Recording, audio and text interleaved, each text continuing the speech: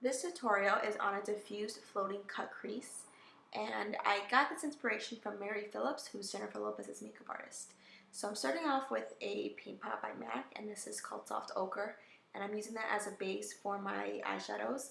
Because I do have tanner skin, some of the light shadows that I typically will use, if I use it on my bare skin, it wouldn't show up. So that's why I do need this Soft Ochre as a base. Now I'm using the eyeshadow by Milani called Bella Purple, number 15, or Bella Purple, I don't know, whatever. And I'm using a fluffy brush to begin that cut crease. I am going above, a little bit higher, almost as a transition color, but not with a fluffy brush.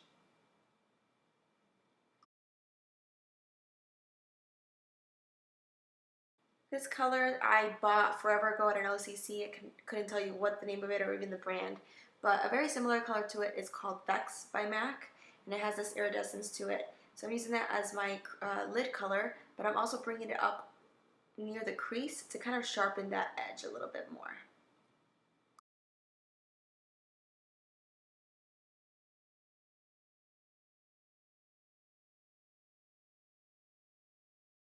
This is Handwritten by MAC, and it's a deeper brown. I'm using this color to really saturate the crease to make it look more defined than the purple is doing, because it's not doing a really good job by itself. It needs something a little bit deeper, and I'm using a teeny tiny brush to saturate that color and really target it to that crease.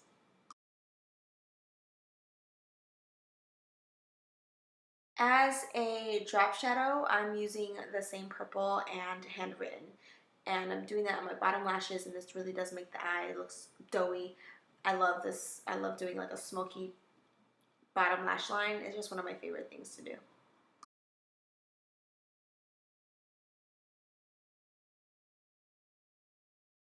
I love this eyeliner. It's the Nude eyeliner from Rimmel from Scandoleyes. I think it's a nude, and I'm putting that on my waterline. Honestly, this I can use that every single day.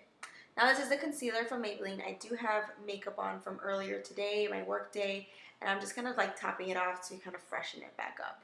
And it's called Sand Sable number 20, and I'm putting that underneath my eyes and then blending it out with a kabuki brush, which mine, by the way, is starting to tear apart.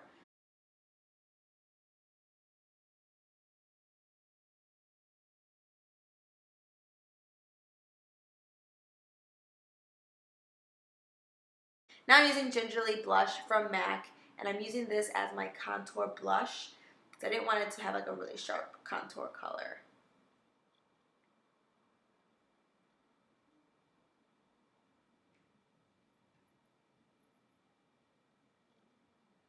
Then for the blush, I'm using Pink Swoon by MAC, which is a really dusty pink, and it's like super bubblegummy.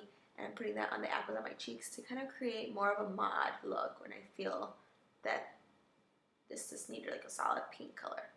Now I'm using these Wispy lashes, regular Wispy lashes. Wispy lashes are really tricky for me. I used to hate them, but now I'm starting to kind of like them, and I appreciate how fake they look, because that's what I had a big issue with, how fake they looked. But now I like it. I don't mind it. So I put those on, and now for the lipstick, I am using a really nude lip called Viva Glam II from MAC, and during the winter time, it looks perfectly fine on me as a nudish color, but in the summertime, boy, I get really tan, and it looks crazy. So what I did with it was diffuse it a little bit, ground it, and I used the color 140 Fuchsia Fever by Maybelline. And it's one of the Color Sensational lipsticks. And that really helped it with kind of just making it look a little bit more wearable.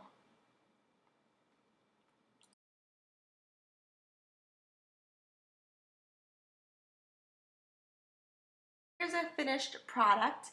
I really hope you guys liked it. I really did take inspiration from Mary Phillips. I follow her on Instagram, and she posts pictures of the makeup that she does on Jennifer Lopez, and I can appreciate how she's taking a different approach to makeup and not just a typical glowy glow. So anyways, thanks so much for watching. Bye.